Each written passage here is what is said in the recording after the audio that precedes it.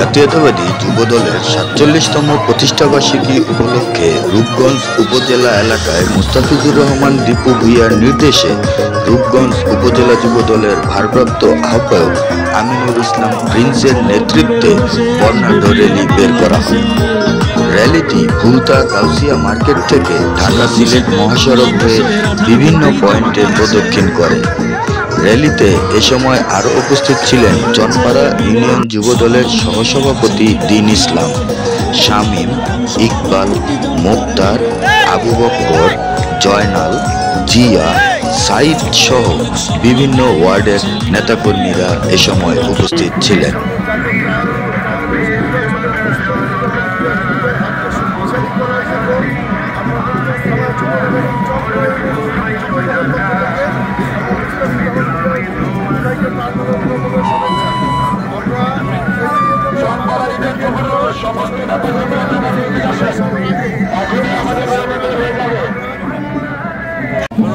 যুবদলের ৪৭তম প্রতিষ্ঠাবার্ষিকী উপলক্ষে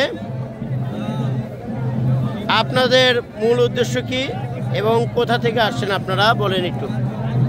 আলহামদুলিল্লাহ, আজকে যুবদলের ৪৭তম প্রতিষ্ঠাবার্ষিকীতে আমাদের রূপগঞ্জের মাইক্রো মানুষের নেতা, সকলের প্রাণের আস্থা জনাব মুস্তাফিজুর রহমান ভূঁইয়া দীপু ভাইয়ের নির্দেশে এবং রূপগঞ্জের ভারপ্রাপ্ত আহ্বায়ক আমিনুল ইসলাম প্রিন্স ভাইয়ের নেতৃত্বে আমরা চনপাড়া ইউনিয়ন যুবদল এসেছি। ইনশাল্লাহ এখানে আপনারা দেখছেন যে আজকের এই যুবদলের এই র্যালি থেকে বিশাল জনসভায় পরিণত হয়েছে। ইনশাল্লাহ আগামী সংসদে আমরা এই যুবদল ঐক্যবদ্ধভাবে থেকে এবং সকলে ঐক্যবদ্ধ থেকে জনাব মুস্তাফিজুর রহমান ভূঁইয়া দীপু ভাইকে ধানের শীষের প্রতীক নিয়ে আমরা এই রূপগঞ্জ থেকে